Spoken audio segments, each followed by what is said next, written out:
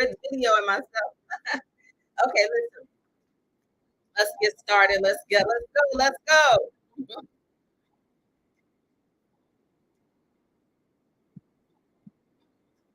Right, I'm gonna put it on pause so I can come back to it in case we want to take a dance break. I am Latanya Taylor, affectionately known as the Rev Coach, the Juicy Spirit Mama, the Priestess of Purpose, Pleasure, and Passion.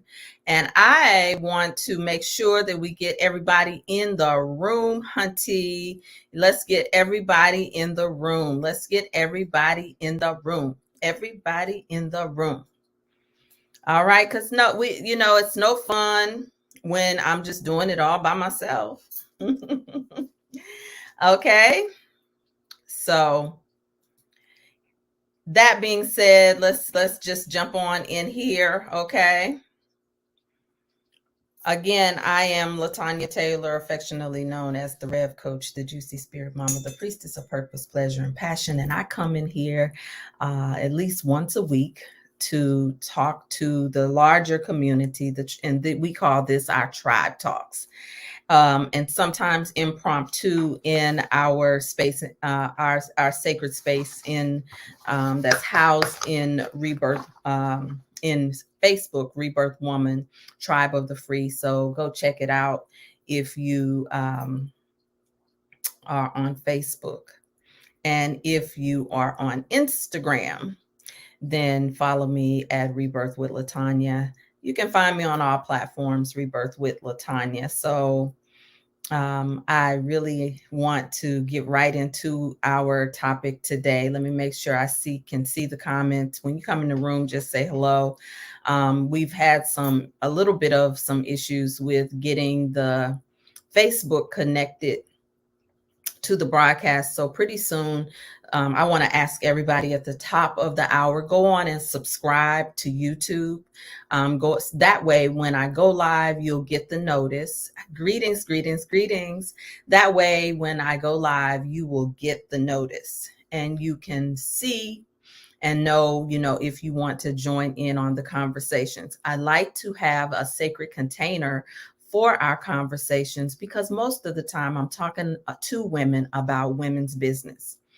And we have traveled down this series, this feminine abundance series, which is where spirit has been leading me in the Rebirth 360 ministry, because we need 360 degrees of our lives touched by our abundance, our prosperity, and our presence. And so there is no purpose, pleasure, passion without profits. And so we need to profit in everything that we do, even in our sacred and intimate relationships, from our family to coupling to our community, and certainly in commerce. So that being said, we're hopefully we're overriding the algorithm. Thank you, Mother Maria. Thank you for saying hello.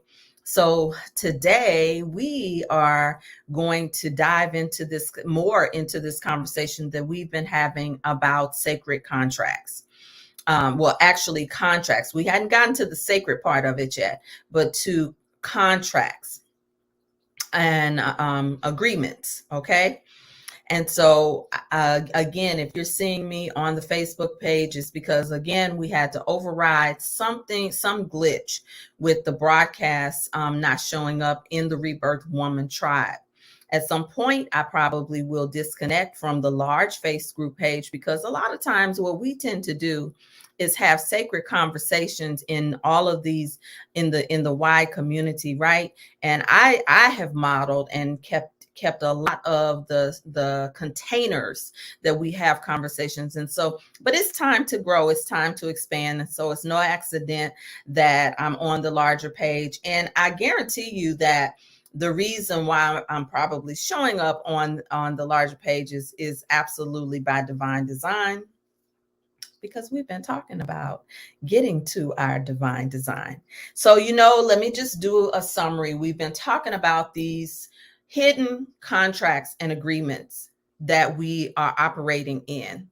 And if you are watching, share this out. If you're on YouTube, go on and click like and comment, just so that we can get this spread out there and that type of thing. So we've been talking about these contracts and agreements, hidden ones, and how we were born under many of these contracts and agreements. And we start to look at people and categorize people based off of these contracts and agreements. And so and how each of us operate under a certain type of archetype. So for about 2 weeks or 3 weeks, Alafia, my love,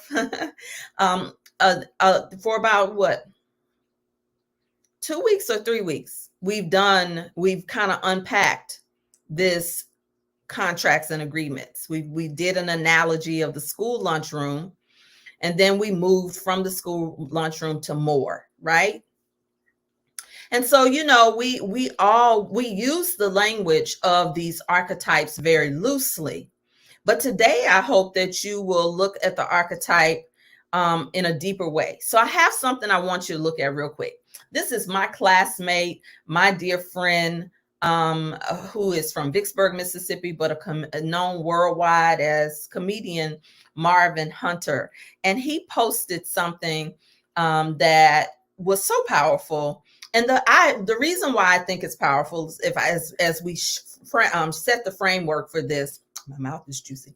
As we set the framework for this, is my husband and I have been talking about it. A lot of other men have been talking about it. And then in our Rebirth Woman tribe group on Messenger, we've been talking. It came up today. It came up as a discussion today. So that's when you know something is up for either change or for renegotiation. Something is happening in the collective consciousness when we see something showing up again and again. So of course he is a comedian, but the way that he shared and talked about this is so good. I just want to be able to share this to set the context of archetypes and you. Once you come in the room, please say hello. Say hello to the tribe, even if I don't see you. So I want to go on and share this with you and check this out. Okay. Can you confirm if you can see my screen? This is my friend who is again a renowned comedian. You've seen him on many stages. And if you haven't seen him, please, if you're in the Atlanta area, he travels all over all over. Check him out. Go like his page and that type of thing. But check this out from my friend. It was more of a serious topic, but it's something that is trending. Okay, check this out. Make sure the sound is on. Sorry. Like, take everything that comes with it. Don't demand respect when you don't respect women. Me, and I'm not by myself, ladies. I'm not unique. There are plenty of men who feel the same way I do. I care. I'm talking to respectable females, classy ladies. Don't allow floozes and harlots to knock you off your square. You should not give them that kind of power. And guess what? You are better than them. Yes, I said that. You add to the human condition. All they do is take. You are everything. You are so much more than what the floozes and the harlots advertise themselves to be. And you might say to yourself, Marvin, that's what men like, though. Men ain't never changed. Men ain't never changed since the beginning of recorded history. You can go back to the ancient Sumerian text, the Bible, Egyptian hieroglyphs. Men been out here chasing tail. We're visual. So if we see titties and ass, we like, oh, hold on. What did that? What did that do? That's what we do. Yes, it grabs men's attention because men want to stick their penis in it. That's it. Floozes and harlots know this. So they advertise themselves as a series of hoes to have a penis put in. And never forget, your mama had to deal with hoes, your grandmama had to deal with hoes, and your great-grandmama had to deal with hoes. But the difference between that generation and now is they would kick them hoes in the chest back into the shadows where they belong. Hoes serve a purpose. Hoes have been society's relief valve since the beginning of time. They're going to always be here, but your mom, your grandmama, and your great-granny, they would not allow them to exist in public circles. Be a hoe over there. But now, unfortunately, hoes are on Front Street. It's mainstream now. And I'm not letting ain't shit men off the hook. I'm not at all. Do with them what you will. I mean, men are grown with free will. So I'm not letting them off the hook. I'm just telling you, don't feel like you have no value because that's all that the media shows you is half-naked floozies and harlots.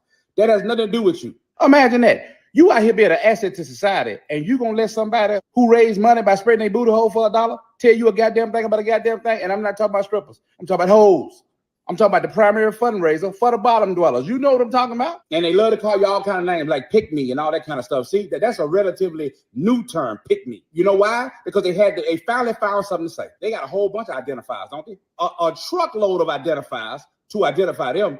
They had to find something to pin on you, so they said pick me. Just take it and just know who you're dealing with when they call you that. You are necessary and you are valued. You do have advocates out here. Okay, so I'm going to play it again.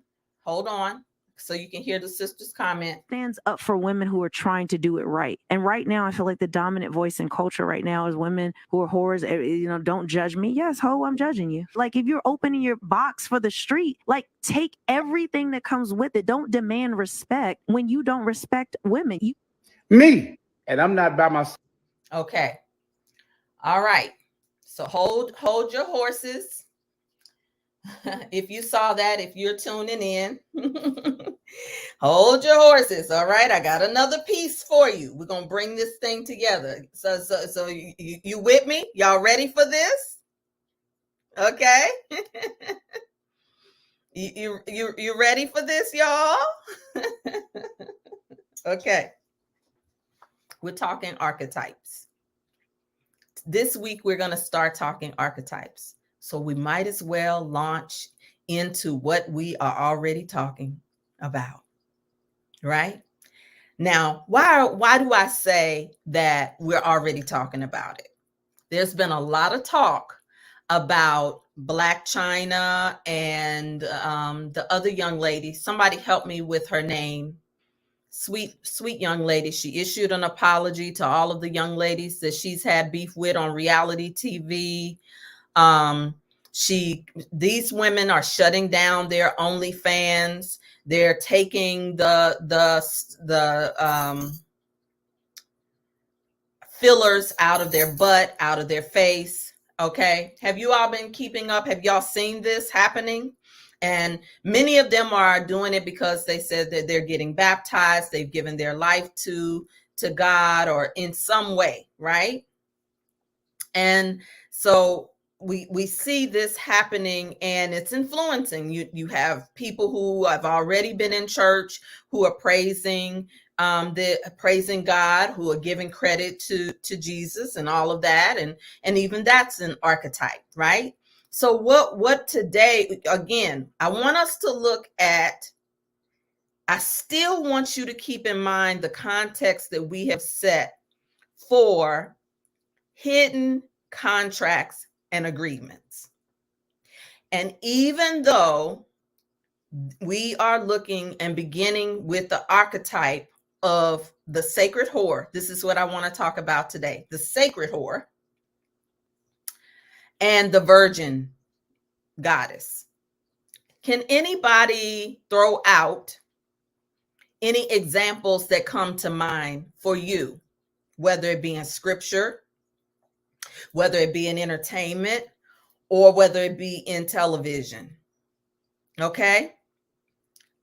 I want you to throw out any of the prototypes of, let's say, just the sacred whore. Now I did, or let's just say the whore, the whore archetype. And I don't know if I'm going to get screened for this. Like, I don't know if, I wish that there was another word I could say, but clearly you see it's in the context of our culture right now. It's being talked about on podcasts. We're in the age of Aquarius. Pluto just moved into Aquarius. So a lot is happening energetically.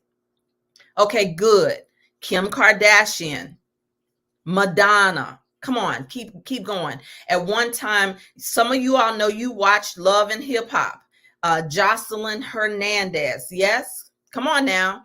Some of the it looks like people who were strippers, former strippers, are winning now because now they're taking their brands, they're becoming what's called influencers now. And now we have the Henrietta Lacks, which is a part of our story. And you all know the story of Henrietta Lacks and her body, and how her body was used as a laboratory experiment. And now women who already were full figured, women who already had full, at least from the South, we used to call them onions. Oh, she got an onion. And if you didn't have an onion, you might have what's called a spread. Okay, so I see the comments going. We got Trina and said, although I like her. And some of us, I saw something where some rappers were talking. Oh my God, I hope I can pull it up. If somebody can pull it up on TikTok, any TikTokers in here, man, Patty Austin did a fire interview. I don't know a lot about her music and I don't know a lot about her, but boy, she broke down the archetype of the whore in rap music. And she talked about Nicki Minaj, and she talked, and so I was, in our generation, we saw Lil' Kim, right? The beginning of Lil' Kim. Come on now, we can't put it all on the millennials of the whore archetype, or the former stripper archetype. And these are our sisters, because I want to bring this home. Let me be clear about this. Whore may be a negative connotation for many of you and many of us, but I want to explain why. We're talking about archetypes, and some of you may have moved from one to the other. And the other, what would the other archetype be? Okay, so we got City Girls, Cardi B, Trina, Lil' Kim, Madonna, and we can call out our own. But we there's plenty of archetypes, Madonna being a chief one who just got called out as well. But let's what would be the opposite? What would be the opposite of that? Because this is when we talk about the woman and what's happening, and the woman rising, and in terms of this age of the woman, right?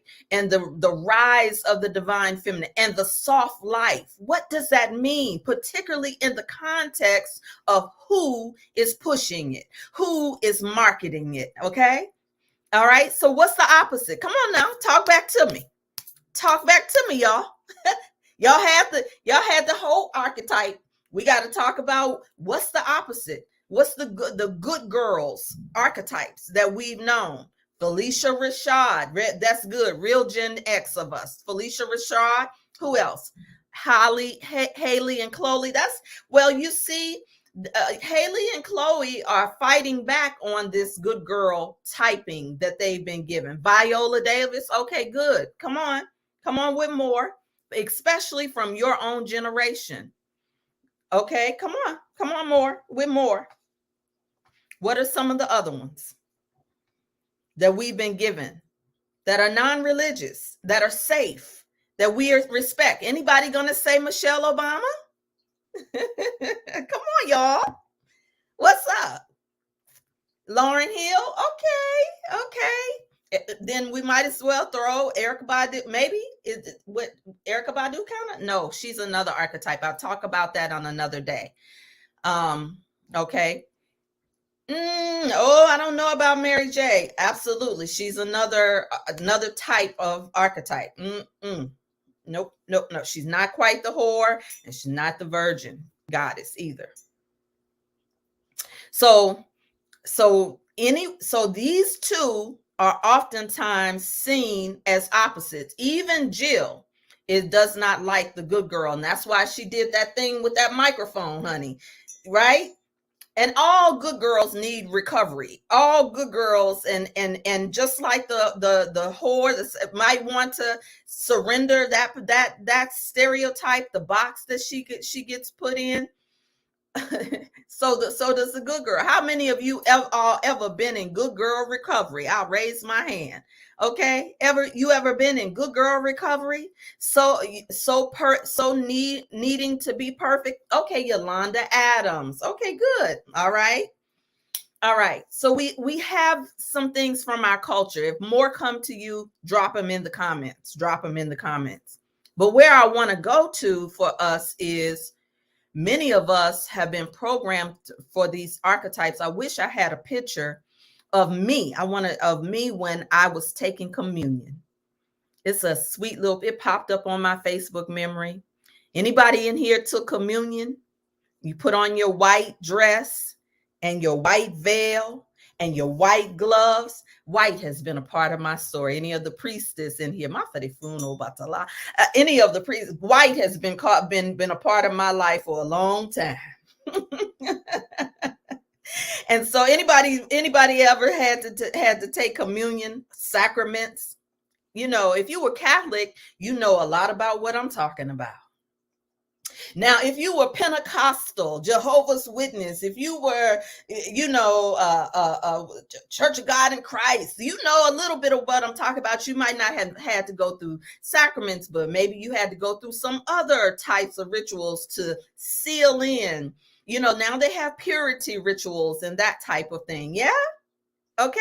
So we all have operated under some archetype, rebelled against some archetype, been raised by a certain archetype, shunned against or encouraged to go towards an archetype. You with me? You're talking back to me, right? Okay. So the whore, as we have known it, is a low vibrational energy that has been reframed by the patriarchy, by men. Just as the opposite, which is the virgin or the virtuous woman, that has been shaped and rebranded by the patriarchy. Neither of them have the meaning that has been given to who they are now. I don't know if I was supposed to save that for last, but since I already have something for you, I thought I'd drop that in the conversation. So even if we are holding a negative definition of the whore, she was not always something that is the low vibration that my friend Marvin described. And when he said, you are better than them. This is from a man's point of view. But men have always been, have also been influenced by the patriarchy too. So even how they view women has been influenced. Not saying it's bad, not saying it's good. I'm saying that it is. Can you all see what I'm saying? You all with me? Can we continue to unpack this thing and deal with the hot topic of archetypes? Because there are more, and we won't get into all of them today, but we will get into them in some coming conversations. Just like love is a vibration, it's an energy that when measured on the scale of using universal law of the law of vibration, love and hate operate on the same line. And if you have too much of one and not enough of, you can get imbalance. Hate is all the way on the other side of love. Y'all with me? And so if you have, what are we talking about here? Have you ever been in love so much that you couldn't imagine ever hating somebody? Come on, baby mamas and ex-husbands and ex-wives, and you can't imagine that you would have a child with somebody that you loved so much. And now the mere mention of their name can trigger you. And if it's not you, surely you know somebody like that. You mention their name in the house and they look at you like you're crazy. You talk about forgiving that person, and all those principles of their religion go out of the window. This is a hot topic. Now, what was posted in the group, I wasn't able to pull it up, and maybe I will. Maybe I can try.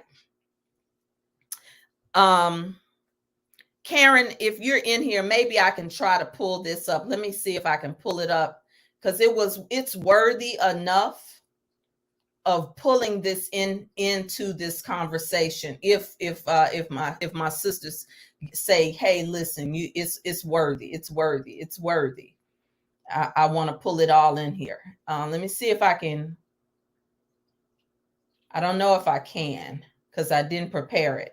Basically, it was a video of a sister who was in tears. And what she said was, I cannot believe how Black men feel about us as women. I found it, y'all.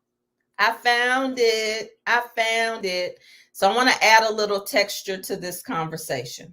Okay. Let's add a little texture. So I'm going to go to give you a little peek into our private chat where we remind each other. We do a few things. So check this out. Okay.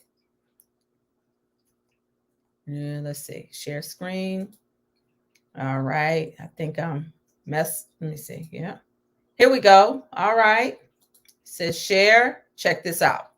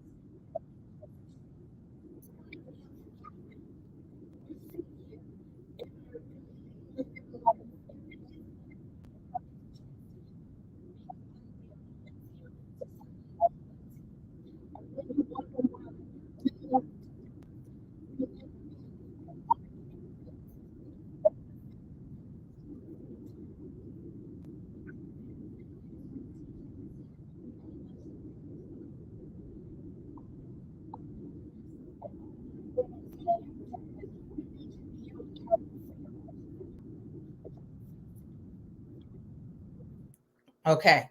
So I'm going to jump in here. I might have to come back to this. Okay. How many of you feel that way or know people who feel that way? Oh, you didn't hear the video? Who else didn't hear the video? Who else didn't hear the video? Let me know. Thank you. I thank you so much for the feedback, Renee. Let me know if you heard the video.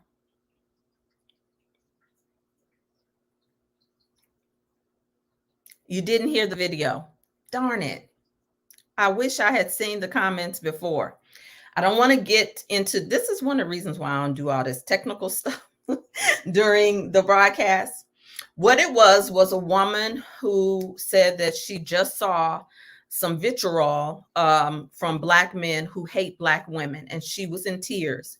And she said she's just so surprised that being on TikTok that she saw so many Black men who don't like Black women and who say that the Black woman is the problem. And she went on to say that she said, don't say it's just our choice because we chose Pookies and Ray Rays. And she said when she has also met wealthy men who have this frame of mind about Black women, and that she is just appalled at what is being said about Black women, and Black women had to be strong during slavery, and that because of Black men not holding space for Black women, it gives permission to white women to attack Black women. And she goes on to just say how we don't want to be independent, that we want help, and we've had to be strong.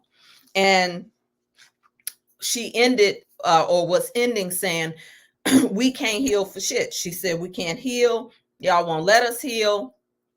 The society won't let us heal. And my question to you is, how many of you feel that way? How many of you have felt that way? How many of you who have known women who feel that way? And so there are women who are triggered when they hear the pain of another Black woman. Let me capture some of the comments. I'm going through this now. My son is an athlete and he's dating a non-Black girl, and I'm not happy about it. Okay. All right. Let me see. Let me say, another sister said, once I felt that way about my ex-husband, I released the disdain for my own highest good. Okay. We're going to keep going. All right. All right. If I want you all to keep on talking with me here, right? Once it said it absolutely boils my soul. Okay, all right. So there is anger, and what I want us to understand in the archetypes is a lot of the definition and the meaning that we are giving to one another are not our own. They have not been, we've inherited them from some institution that's under control of other institutions. And so many of us have forgotten. We have a bit of amnesia about how we got here 4 generations removed.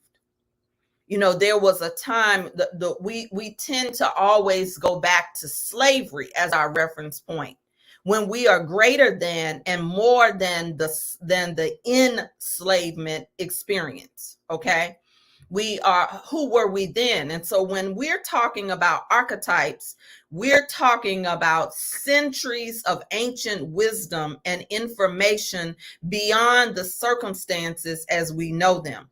And so we have the what has come up in the context. I'm going to stay with this. I'm not going to take it to the male female dynamics right now. Okay. I know it's a hot topic, but let's stay in the context of archetype. And what I have for you, I want to see if you still feel the same way towards the end. But the sacred whore, in the ancient meaning of who she was, she did give her body intentionally to a certain kind of man. It's not the same way of this low vibrational energy that we see now when it comes to prostitution, any and everybody. Another word for the sacred whore was also the conjurer. She was a conjurer. She was and listen, we also have to understand that when we look in the context of the sacred whore, this archetype psychologically, there also was a different framework for marriage. Men had concubines. They had a wife, and oftentimes there was an agreement where they had arranged marriages. during this time. So love was not in the context of many of our archetypal relationships, because we have the archetype of our individual selves, but then there's an archetype that goes through seasons and changes and rebranding right here in the culture. And so now we look at these archetypes. There was a different archetype for marriage then as well. So a man having a concubine or finding refuge in the Gaia woman, in you know, you all know about the Geisha woman, right? There was a certain type of there was a certain type of energy that she held when men returned from war. It was not when men returned from war or warlike circumstances. The sacred whore oftentimes was the one that would meet him first and take the war up out of him so he would be fit to go home to his wife. Y'all know anything about that? Ever been taught that? Many of us as women do not like the archetype of the sacred whore because we don't like her in ourselves. We haven't made peace with her in ourselves. And therefore, we are insecure about the sacred whore in us. We have been given the archetype of the virgin goddess. And virgin has also been rebranded, because we have been taught by institutions that the virgin means someone who was untouched by a man, that her sexuality was still intact. That was not the original meaning of virgin. Okay. Virgin was derived from the Greek word meaning not attached to a man, but a woman who was one in herself. So when we talk about the virgin goddess, she's not that different from the sacred whore. And there are many archetypes of the virgin goddess. And I asked you all to give me the ones that you saw in the culture, because we also see them right in our scripture. We see them between the Marys. How many of you all know that there's more than one Mary in scripture? Come on, talk to me. Amen. Ouch. There's the Virgin Mary that we love because we've been given the brand story of the virgin birth. Okay. But then how many of you all know about Mary Magdalene? And let me see some of the things that was said about Mary Magdalene. Mary Magdalene, by some, was in the history, the prostitute was only another form of the Virgin Mary, otherwise the triple goddess. Okay. In fact, in the early Gnostic Christian Gospels, Mary Magdalene appears as the most beloved disciple of Jesus. Mary Magdalene appeared as the most beloved disciple of Jesus, reporting that he often kissed her on the mouth and called her the woman who knows all.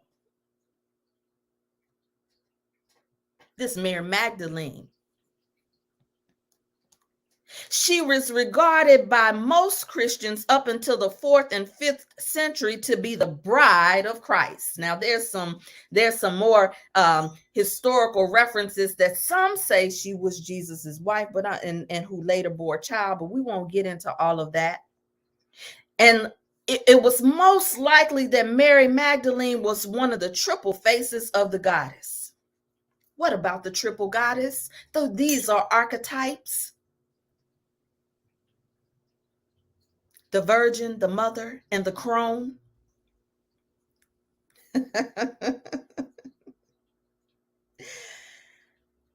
In other words, the harlots and the low vibrational energy that we see now has even been has been violated by the brand story, the marketing ploys of and a reflection of a society that is de-evolutionized. They're devolving. So it's not just the whore that is under attack. Even your womanhood right now is under attack, that you have become birthing people. You better be careful. One woman sitting over here judging another when we all need to understand the season that we are in right now of woman.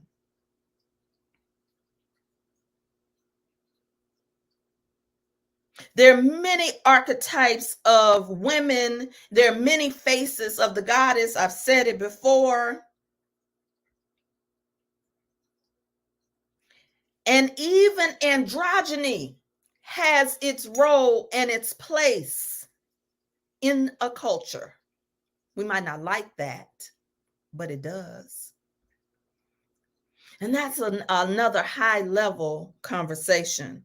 Because there is the woman in a season of her virginity, a season of her childbirth, but there is also the woman who is a balance between love and war and fertility and nursing and breastfeeding and wisdom and courage and strength.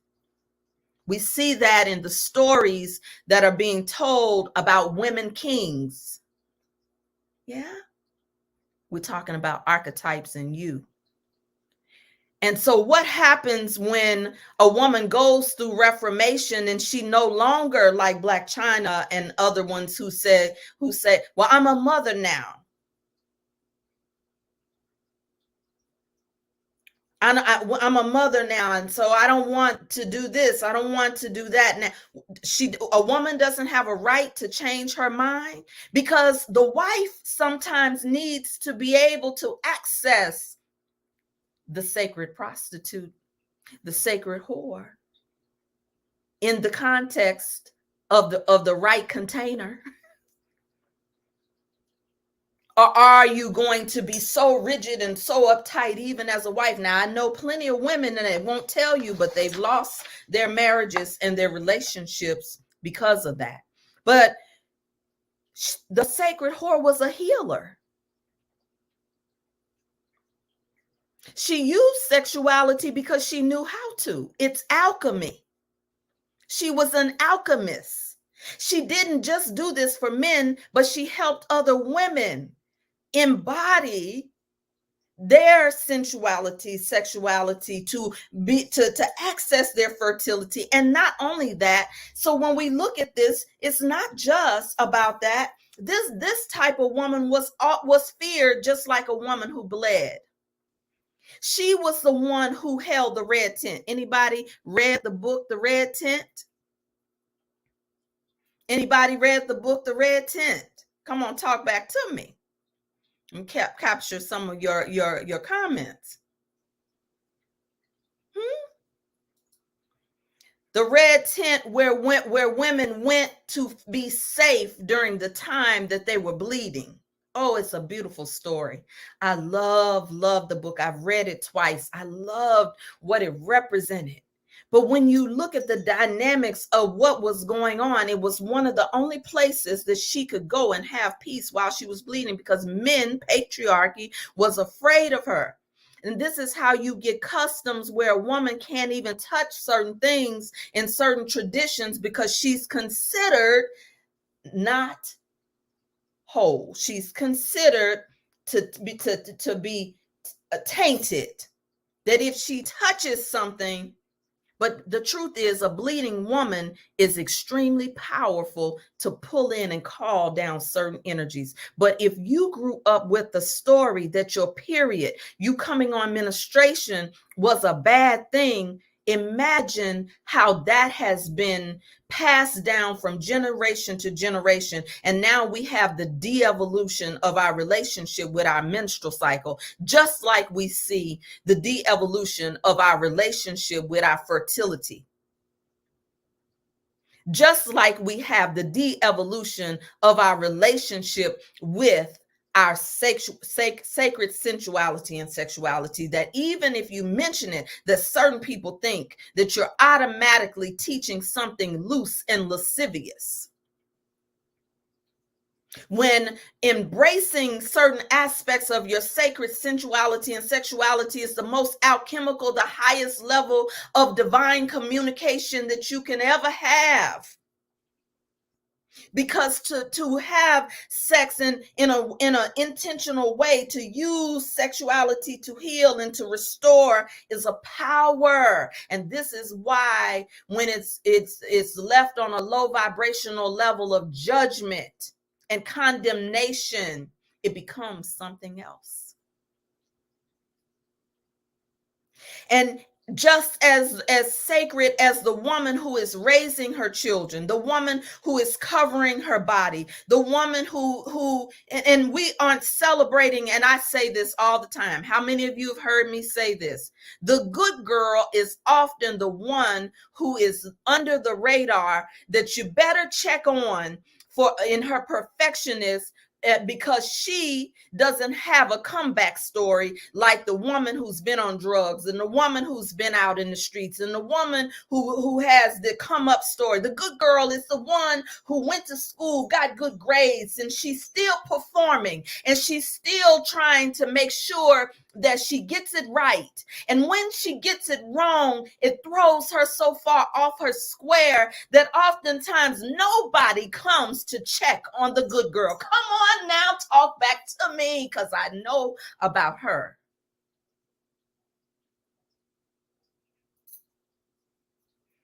Because people don't give the good girl, the virgin goddess, the woman who has followed all the rules, permission. Because if she's still seeking permission, it's not until she gives it to herself to show up in her authority. So we need each other in the many faces, and we're just dealing with two today. We're just dealing with two today.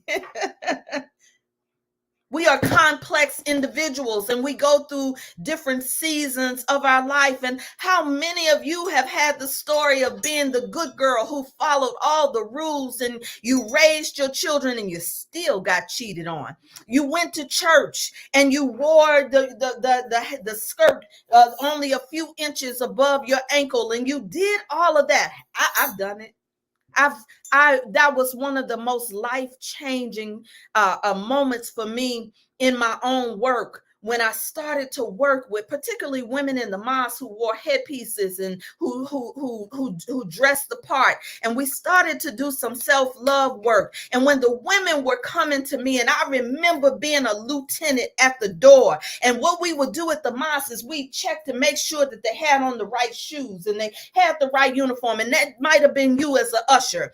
You may not have been in the mosque. You might have been an usher. You might have been sitting on the motherboard, and you are looking for someone to show up appropriate.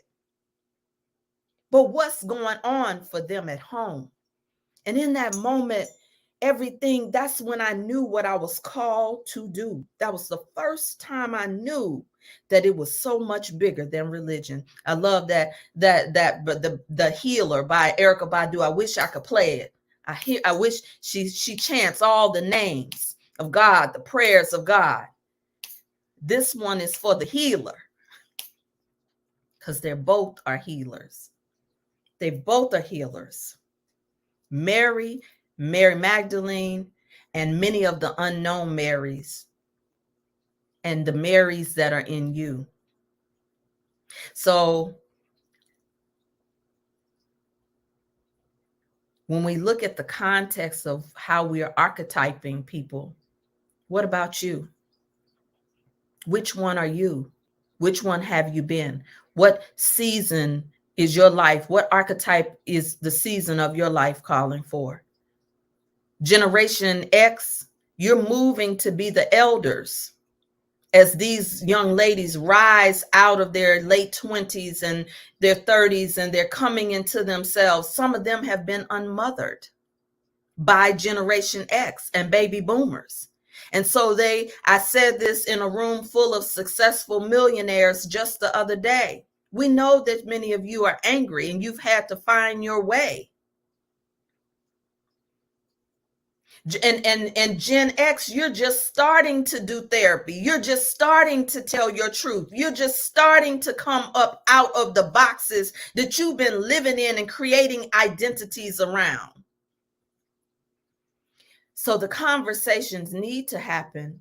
But for those of you who are healers, creatives, empaths, energy workers, artists, storytellers, those of you who are producers, and those of you who are artisans, and you have a responsibility to unlearn and relearn, educate yourself and re-educate others. Each one teach one, because the narrative of the archetypes, if we're not careful, will have us infighting, in conflict, and it's all a distraction from a higher level of energy on the planet right now today.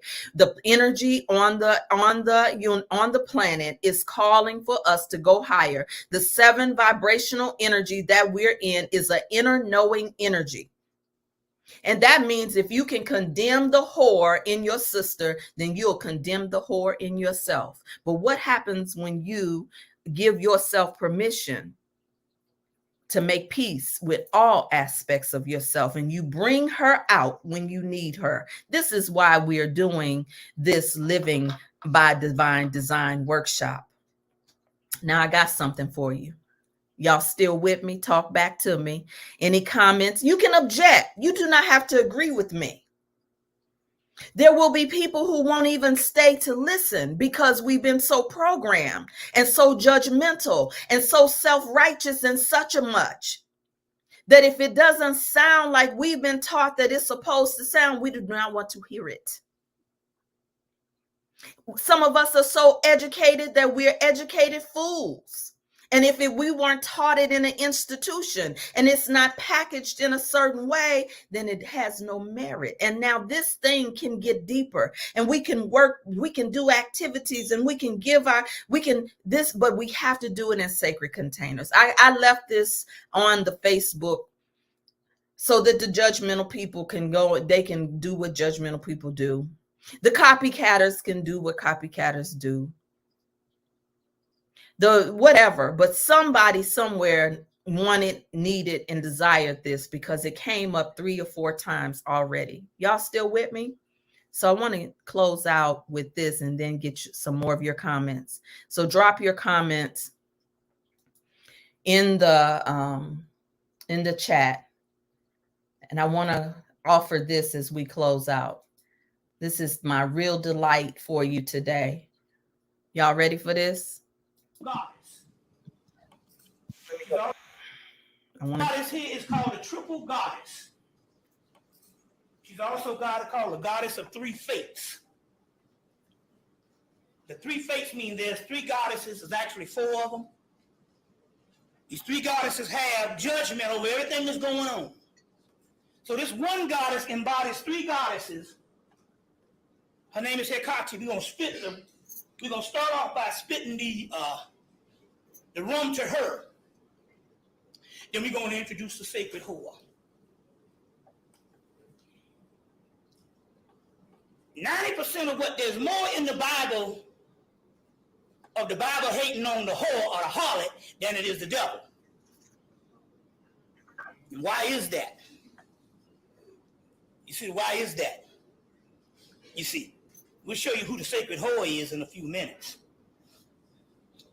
And I'm going ahead of myself, but if you know a woman is very promiscuous, you know when she was out there and she was hoeing, you know her, and now she's conscious.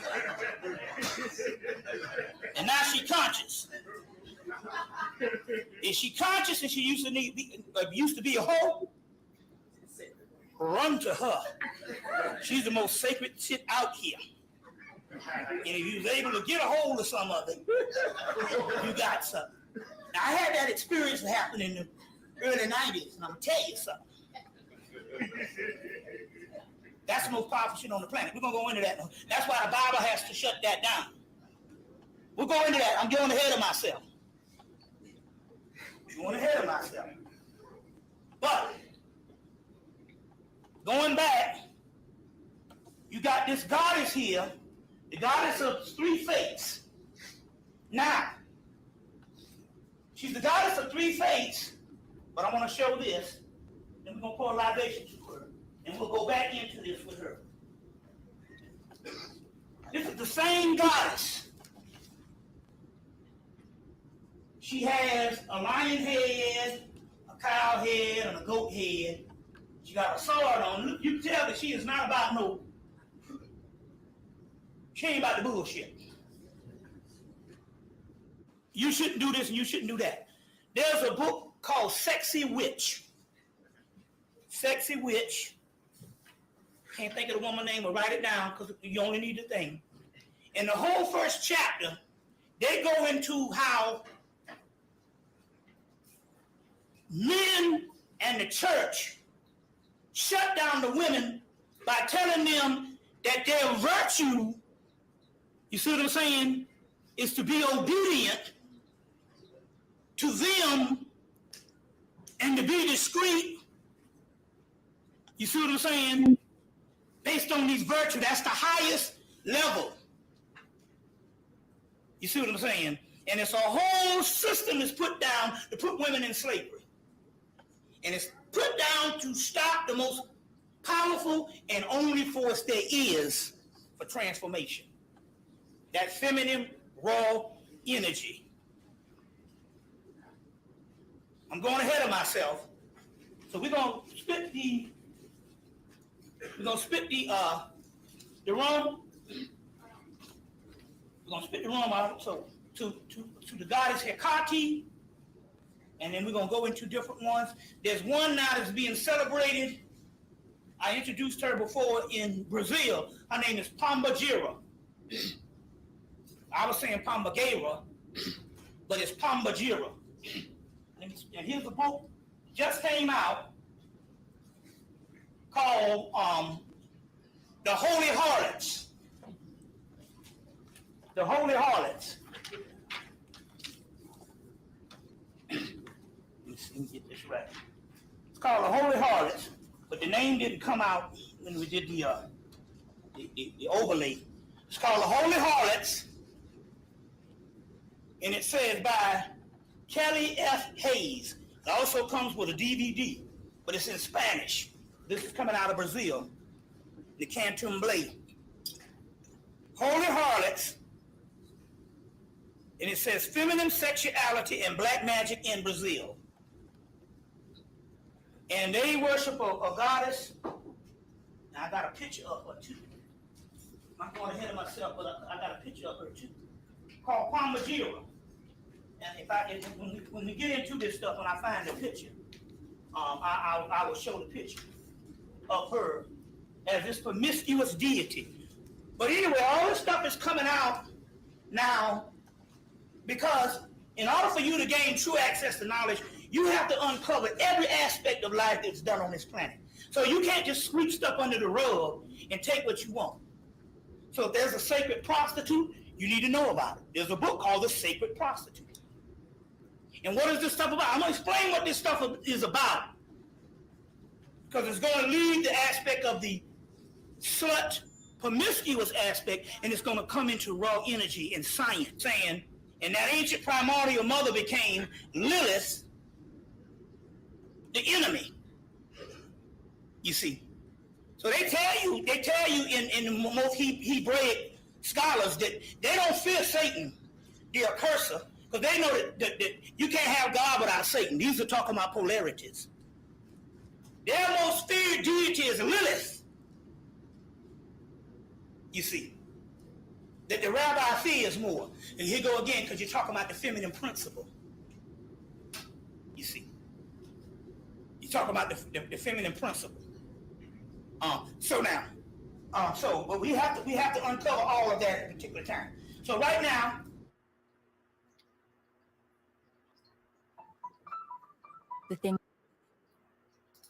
all right. Was that good for you? Did you all hear all that? Did the audio work? I was so engrossed. I should have asked you 30 seconds in. Could you hear it? That was Brother Bobby Hemmett, as my brother Robert said. Thank you for being here, my brother, Brother Bobby Hemmett.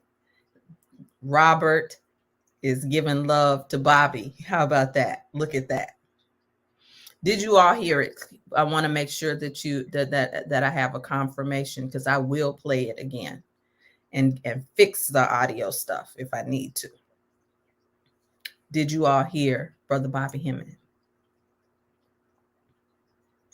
That was great. Yes, you heard it. Okay, good.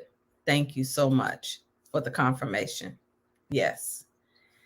So I close out today on the archetypes, dealing with what we have been talking about in the culture. Good. Thank you. Thank you for the confirmation. And when you hear certain things, don't jump on bandwagons. Don't jump on bandwagons, because the victim is also an archetype, and the victim and the martyr go together. There's an archetype of the victim, the martyr, and the doormat. Even in your money, there's a doormat archetype even in your money. And when you can see the light and the shadow of all of these things in yourself, you come to a crossroads in yourself where you get an opportunity to make a choice. And it doesn't mean that even if you've been one or the other, that sometimes you won't go in and out, backwards, and it takes time. Be gentle with your own self. Even when you're looking for answers, you don't have to condemn the season you once was in. There was a time in a season where I was very much the virgin goddess, and it seems like, shucks, the anointing and of my Ori and on my head, I'm supposed to be that again to a degree. But it doesn't mean that in the context of my marriage and with my husband, and when I'm on the beach, and when I'm in other places, and when I'm doing my rituals, that I don't call on the chemistry, the alchemistry within me, the all chemical within me. I am the woman. When you know who you are, sis, as source energy, you are the embodiment of it all. And you need all of it at different times, not all at the same time. That's called insanity, bipolar disorder.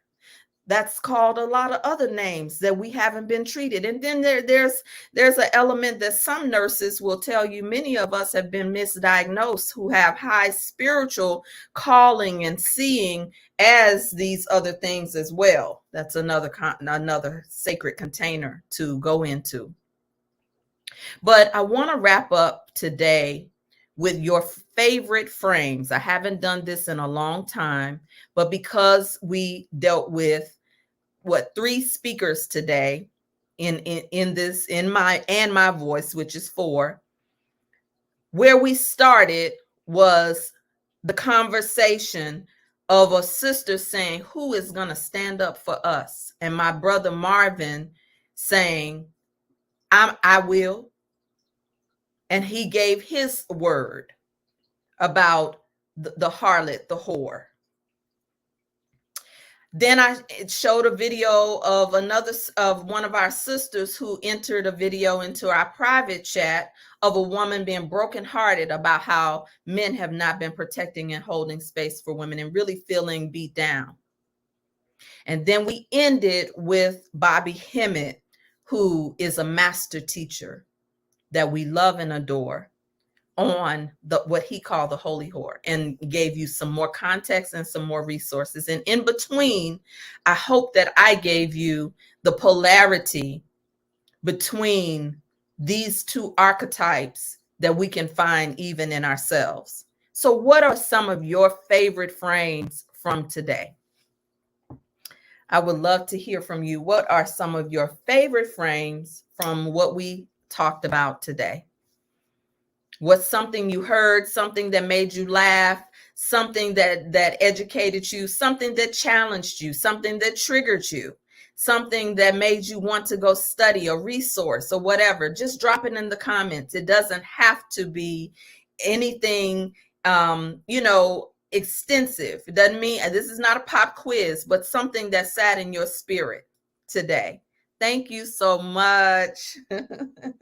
Thank you, my brother, my mentor, my friend. Thank you so much. It's always an honor to have you here. Okay, my favorite is the healer, the alchemist. Okay, good. Anyone else? Keep it coming. I want to make sure that we're not just coming for feel good, because the truth of the matter is many of us want to be ministered to, but we don't want to oftentimes do the work that's required to unlearn, relearn, to educate ourselves, to invest in ourselves, to lift ourselves. What's your favorite frame? I will give my response after the replay. I came at the end. Thank you. You can always share your response in the replay. Make sure you like it and comment on YouTube.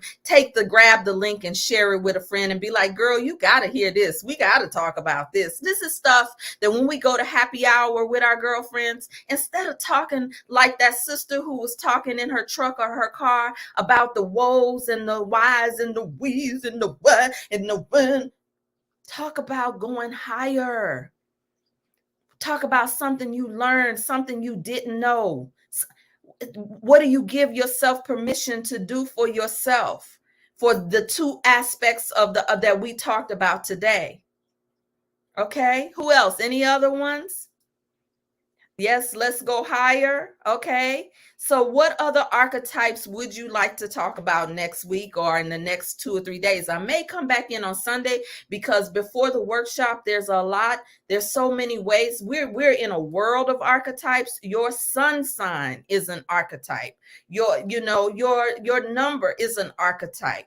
Your career is an archetype. There's so many archetypes. And so I want to keep it in the realm of the feminine, but in the workshop though, it's going to be tailored and customized for you to really discover, leverage, and use your own. Okay. My sister Mignon says, I'm learning not to judge. Ashe. My brother said, this is worthy of a part 2, the sacred holy whore. Okay. Thank you, brother. Yes. My beloved sister, the OG of the juicy butterfly says, let me move this out the way so I can see it. It's a powerful thing to be in a space when you can listen to the negative words and opinions of others and not allow it to transform the truth about who I am. Come on with it, Renee.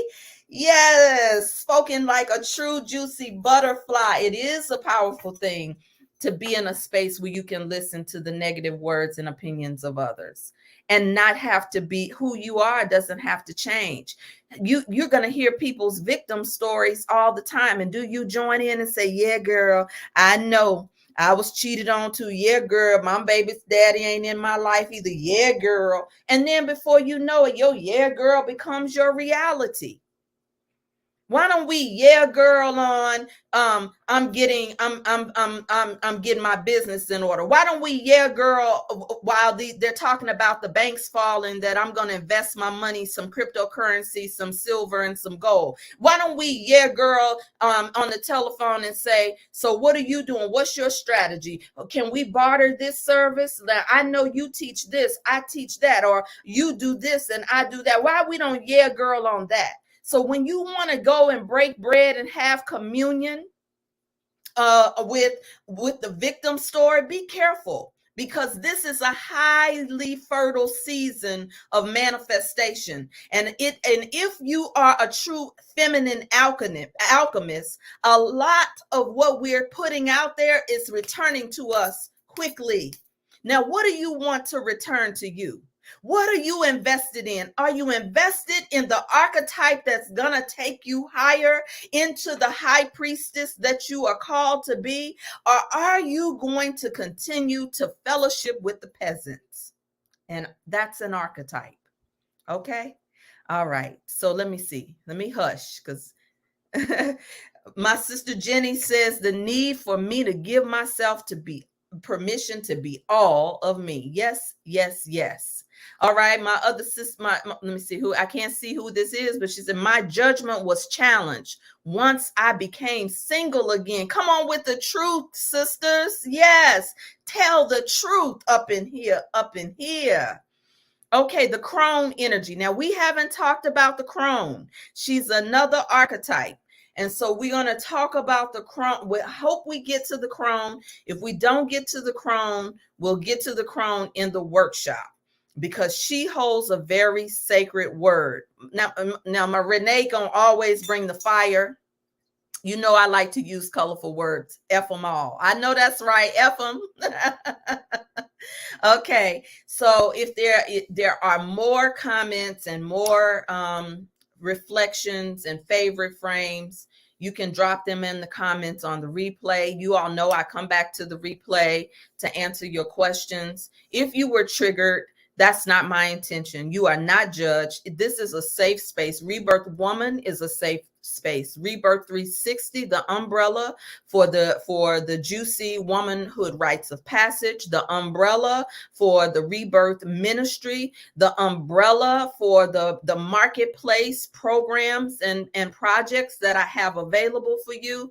This is a safe space for you to reframe it all. It's a safe space for you to rebirth and be born again. As we come into this resurrection season, even the archetype, the woman who met Jesus, it was a Mary.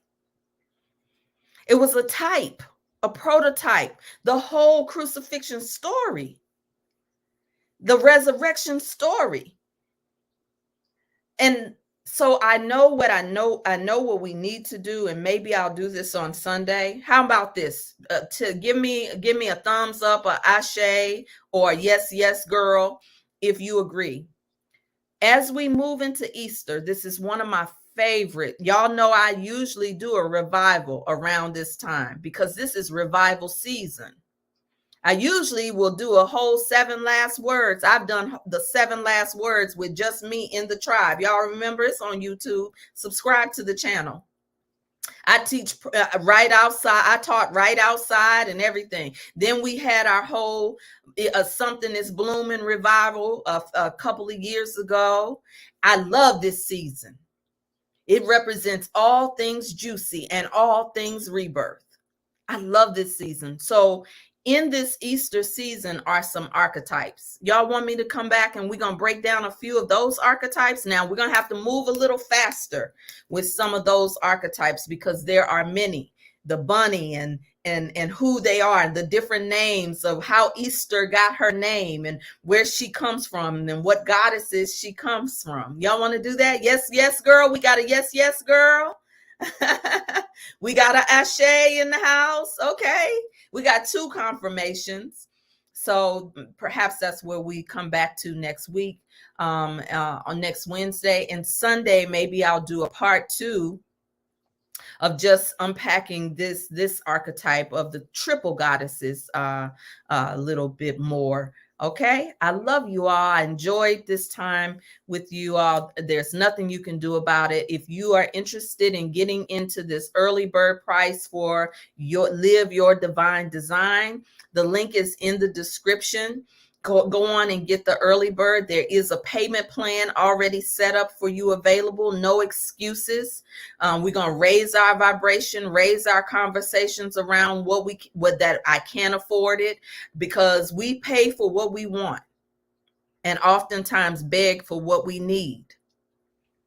And this is not just done as a feel-good experience. Remember, this is a part of the Feminine Abundance series. So that in this season, while Pluto is in Aquarius, while this is a time of sudden change, Aquarius represents the sudden changes that are happening on the planet, the changes and the shifts, the rebellion, the uprising that's happening right now with our economy, the things that are happening in other places. Africa has been protesting. France has been protesting. The BRICS have joined forces around backing the money with silver and gold. The dollar has dropped. We have to get ourselves in position to prosper, in position to respond to the archetypes. And guess what?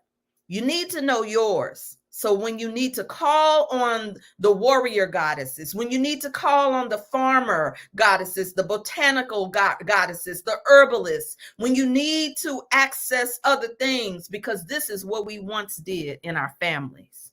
And it's time, sisters, for us to rise to be the priestess of our own households again. But and being the priestess doesn't mean being better than. It means being a custodian, being a clarion call to your family. And if your family doesn't want you and doesn't believe you, you speak to the blood in you, and watch what happens. We're going to need each other in this season like never before, especially if you are one of the ones who have known and have seen before your time. I love you, and there's nothing you can do about it. I'll see you on the other side. There's many ways to connect to me, but they're all right here in the link, in the bio, in the description. All right? See you all on the other side. Your energy is infinite. Your energy is infinite.